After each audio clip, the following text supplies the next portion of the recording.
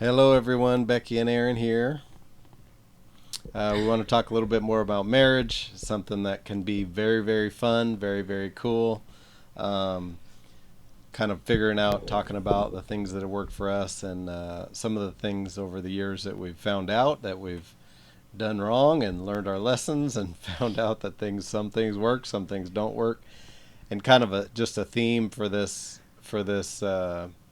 video is going to be trying to avoid selfishness, and that's something that we all struggle with. Men and women struggle with that, and marriage is a beautiful opportunity to work on yourself to overcome that. Yes. And I think it's a daily job for me to Me work on too. it, to overcome it, and to deal with it because we're all prone to thinking about ourselves probably a little bit too often. So in marriage, you've got chores, you've got time spent together, you've both got maybe interests, and you have to really make sure that you're working on yourself to prefer the other person. That don't always Uh, align with each other. yeah, you may have something you want to do, but maybe your wife or your husband needs you to do something for them, something that they like, and maybe you're not in the mood to do it. Being in the mood to do things is kind of irrelevant. Uh, what I think a good goal to have is to consider the other person and try to be a blessing. Try to think to yourself this way: that how can I bless him or her today? How can I go above and beyond, not just thinking in the way that, oh, my chores are done, I get to do whatever I want, but trying to go beyond what you think your responsibility is. And that's a battle because we're not always, maybe one person wants to cook, maybe the other person doesn't want to cook. You go back and forth with chores. Maybe some people have strengths and they despise chores and they like cooking, or vice versa. You kind of have to work out what does the other person like to do, what does the other person not like to do, and try to figure out what works for you. It's not going to be the same for everybody. Everybody's a little different. Um, but what we did is we kind of automatically almost fell into, I'll do this, I'll do some of this, you do We some kind of of that. lucked out. Yeah, We we did, we honestly. yeah, We kind of lucked out. yeah, we did get pretty lucky. And Because I like doing laundry, him not so much. nope. I like doing dishes, him not so much. He likes mowing the lawn. Grass is his thing, me Mhm. not so much. Mhm. You know? I I've kind of fallen into I do a lot of the exterior maintenance. Me not so much. We live in the Pacific Northwest. I don't like getting my hair wet. Me not, I I got I girl don't care if I get problems. my hair wet because I get to wear a hat because I'm a dude. So these are the kind of things that you have to kind of work out, and you're always going to have days when you don't feel like doing anything, or God forbid you feel like you're doing more than the other person, and you could fall into the trap of getting resentful. Mm-hmm. You have to work on recognizing those feelings, and Yeah. maybe just working on yourself to say it doesn't matter. We're not measuring each other. We're not Right. clocking in and clocking out, but we're both doing our best to be a blessing to the other person. If Especially if you know the other person's tired, or if the other person's sick or not feeling good, or whatever, or the other person's not in the mood, take another step. Do a little more. Offer to cook dinner. Little things like that. And it's what we've found is that it's the consistent little things that you do each day. It's not necessarily the big major things, Mm-hmm. but a consistent level of preferring. There's a Bible term for you: preferring your spouse above yourself. Because they are your brother and your sister, and you're That's supposed right. to prefer your brother. That's right. We call her Sister Becky in the church. Ah, yeah. And you want to just try to get as close to selflessness as you can. That's a chore. That's difficult. You're not going to win all the time. You're probably going to make some mistakes, and you're probably going to have to recognize little areas that you need to tune up. But in general, if you try to go above and beyond, little things, even like if you guys are both kind of winding down for the day and maybe you're on the couch or maybe you're getting ready to go to sleep, somebody wants something to drink out of the fridge, you don't feel like getting up and get it. These are getting it, these are minor things, very minor things, but in the grand scheme of things, these things they stick with people. You end up remembering when the other person didn't feel like doing something and they did it anyways. And what that does is it cultivates that atmosphere that both people are striving to do more and to be a blessing and to help out. It's not like if one person works or if both people work, oh, I'm not doing my chores because this and that. I already put in my time. You're not trying to outdo each other, but you're really Mm-hmm. trying to make a conscious effort to be a blessing to each other. Yes, believe it or not, I know that you would lay your life down for me. You know why? Because he'll get up after he's already laid down for the night, and he'll get up and make my tea that helps me with my digestive system. And he's already laid down for the night, so I know you'll lay your life down for me. Yeah. That's I how I don't I know. don't always feel like doing it, I but I know. always do it. People think, oh, I'm going to do these grand things. That's what's going to let people know they'll lay your life down for him. That lets me know. And he does it all the time.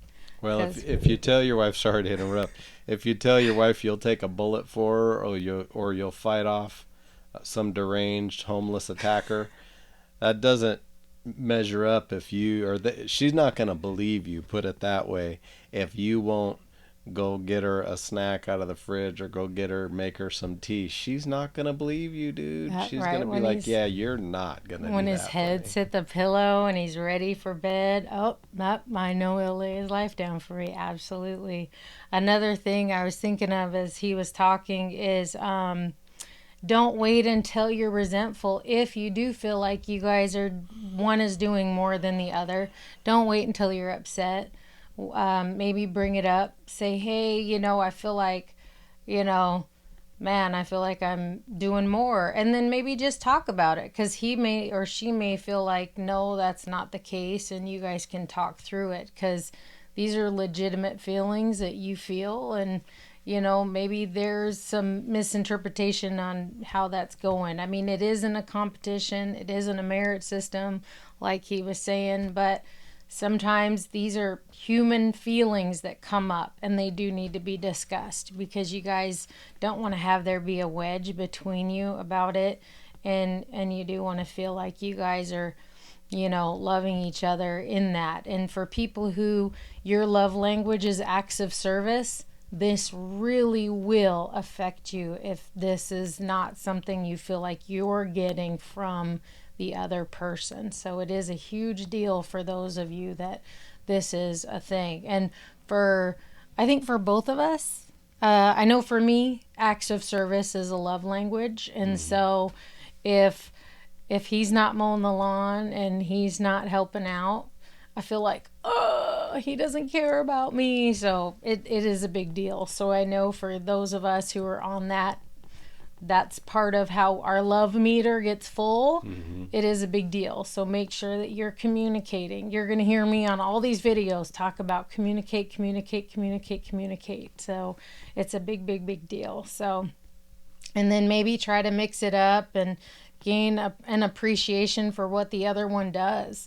I mean, I went out there and mowed the lawn one day and was like, oh my good Lord, our lawn is horrible because the moles have thrashed it. And it was like, They used to be flat. I felt like I was four wheeling. So try to mix it up and appreciate what the other one does for sure. And tell them audibly, just, Yes, how hey, much? thank you for Yes. all you're doing. Thank you Yep. for doing the dishes. Thank you for cooking. Just minor things that instead of just thinking to yourself, oh, they know I appreciate it. No, you need to tell them out Say it. loud with your mouth. Tell them Say thank it. you. And that's another love language. I can't remember which one it is, but it is one. I can't remember which one it is. I think that's yours. Yeah, It's it's one one of of them. I them. can't remember what it's It's called. one of them. So one thing that with what she said, if she or he is feeling like uh, you know, not appreciated, or if they're doing more, if you think they're doing more, if you're the one receiving criticism, try to receive it with some grace and some dignity, and don't flip out. Don't act like a child. You need to be able to receive some recommendations on how you can do better.